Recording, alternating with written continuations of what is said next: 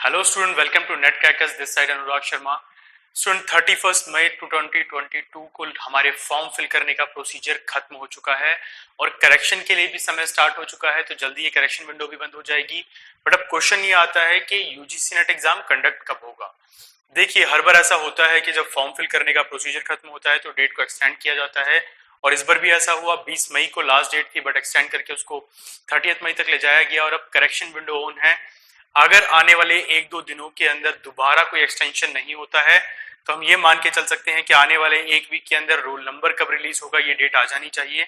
और अगर roll number की डेट सही टाइम पर आ जाती है तो हम ये कह सकते हैं कि जून लास्ट में एग्जाम कंडक्ट होने शुरू हो जाएंगे. दैट मीन्स 20 जून के बाद से ये प्रोसीजर स्टार्ट हो सकता है कि एग्जाम कब कंडक्ट होंगे. बट अगर मान लीजिए डेट एक्सटेंड होती है या रोल नंबर को लेके जो जैसे लास्ट टाइम हुआ, हम लोगों ने देखा कि एक्सटेंशन बढ़ता रहा, डेट्स पे डेट्स आती रही कि अब रोल नंबर आएगा, अब आएगा. अगर ऐसा इस बार भी हुआ तो मान लीजिए कि जुलाई में ही एग्जाम कंडक्ट होगा. और ऐसे में दूसरा क्वेश्चन ये आता है कि एग्जाम्स का पैटर्न क्या रहेगा कंडक्ट होने का. पहले कौन से एग्जाम होंगे, बाद में कौन से होंगे. तो यूजुअली हम देखते हैं कि लास्ट 2 ईयर्स का अगर हम लोग पूरा का पूरा एक सर्कल देखें तो पहले वो एग्जाम कंडक्ट होते हैं जहां स्टूडेंट नंबर ऑफ स्टूडेंट कम है, उसके बाद वो सब्जेक्ट जहां पे नंबर ऑफ स्टूडेंट ज्यादा होते हैं, और लास्ट में दोबारा उन सब्जेक्ट्स के ऊपर फोकस किया जाता है जहां पर नंबर ऑफ स्टूडेंट कंपेरेटिवली कम होते हैं. फॉर एग्जांपल, अगर मैं ऐसे सब्जेक्ट्स की बात करूं जहां पे स्टूडेंट्स कम होते हैं तो साइकोलॉजी हो गया, लॉ हो गया, ये ऐसे एग्जाम है जहां बहुत कम नंबर ऑफ स्टूडेंट अपेयर होते हैं, तो ये एग्जाम पहले कंडक्ट हो जाएंगे. उसके बाद बड़े एग्जाम जहां नंबर ऑफ स्टूडेंट ज्यादा हैं, हिस्ट्री की बात की जाए, ज्योग्राफी की बात की जाए, पॉलिटिकल साइंस की बात की जाए, या बाकी कुछ और सब्जेक्ट जहां पे नंबर ऑफ स्टूडेंट ज्यादा होंगे, ये एग्जाम फिर कंडक्ट होने स्टार्ट होंगे. तो ऐसे में हम कह सकते हैं कि अगर जून में भी एग्जाम कंडक्ट होने स्टार्ट होते हैं तो बड़े सब्जेक्ट्स का कंडक्ट होने का जो टाइम रहेगा वो जुलाई के वीक में रहेगा, फर्स्ट 10 डेज ऑफ जुलाई या फर्स्ट 15 डेज ऑफ जुलाई में. और इसी के बाद हमारे वो एग्जाम दोबारा से कंडक्ट होंगे जो छोटे सब्जेक्ट्स जो होते हैं. छोटे सब्जेक्ट से मतलब है जहां नंबर ऑफ स्टूडेंट कम है. तो ये साइकिल जुलाई तक चलनी है पूरी की पूरी. और अगर बाय द पैटर्न सब ठीक रहता है तो अगस्त में हम मान सकते हैं कि हमारा रिजल्ट आ जाएगा. तो ये अगर सही रहा पूरा का पूरा और रोल नंबर रिलीज हो जाता है आने वाले कुछ दिनों में, तो ये पूरा का पूरा प्रोसीजर एज इट इज चलने वाला है. इस बात की श्योरिटी तो पहले थी कि जून में एग्जाम कंडक्ट होना उतना पॉसिबल नहीं नजर आ रहा है, पर जब ये एक्सटेंशन हुआ डेट का तो काफी हद तक ये बात क्लियर भी हो गई कि जून के पहले 10-15 दिनों के अंदर एग्जाम कंडक्ट नहीं होंगे.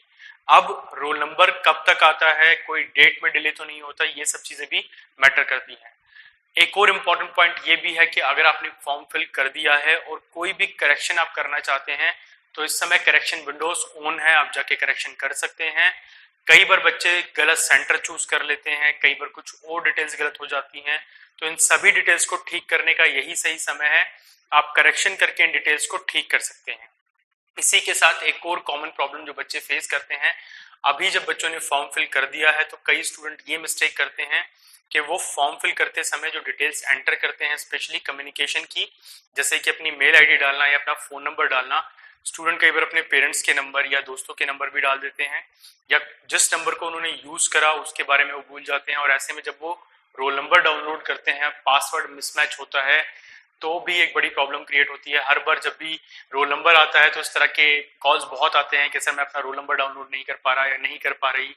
तो ऐसे में आपकी मेल आईडी जो आपने एंटर की है प्लस आपका जो फोन नंबर है, उन दोनों पे ही यूजीसी एक नोटिफिकेशन, एक मेल और एक मैसेज आपको आता है जिसमें डिटेल्स होती हैं कि आप अपना फॉर्म रोल नंबर कैसे डाउनलोड करेंगे. तो आप उस मैसेज को भी एक बार चेक कर लीजिएगा बिफोर आप रोल नंबर जब तक आए आपका.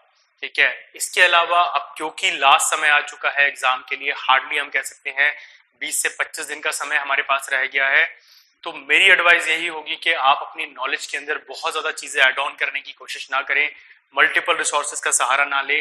अब तक जो आप पढ़ चुके हैं उसको बहुत अच्छे से रिवाइज करें. देखिए, कोई भी कॉम्पिटेटिव एग्जाम हो भारत में, अगर आप उसके सिलेबस का 60 to 70% मैक्सिमम मैं बता रहा हूँ, अगर आप बहुत अच्छे से फोकस कर लेते हैं तो एग्जाम आपका इजिली क्वालिफाई हो जाएगा. बाकी जो 30% रह जाएगा, अगर वो 100% के बराबर ना भी हो पाए तो उस 30% का भी 50% तक कवर अप करने की आप कोशिश बिल्कुल से कीजिए. बहुत ज्यादा चीजों को एड ऑन मत कीजिए. 10 ईयर्स के ऊपर रिलाई होइए, बट उतना ज्यादा नहीं कि आप सिर्फ 10 ईयर्स रट के चले जाएं, क्योंकि आपको मैं कई वीडियोज में पहले ही बता चुका हूं कि 2019 9 जनवरी 2019 को हमारा सिलेबस चेंज हो चुका है. तो ऐसे बहुत सारे एरियाज हैं आपके सिलेबस में जो पुराने सिलेबस में थे, जो 2019 तक क्वेश्चन आते थे, अब वो आपसे नहीं पूछा जाएगा और बहुत सारे नए एरिया एड ऑन हुए हैं। तो जो न्यूली एडेड एरियाज हैं उनके लिए सिर्फ 2019 से लेके अब तक के एग्जाम पेपर्स को आप देखिए। जो areas as it is same चलते आए हैं उनके लिए आप 10 ईयर्स की हेल्प ले सकते हैं। पेपर 1 की कुछ यूनिट्स में 10 ईयर आपको बहुत हेल्प करने वाला है।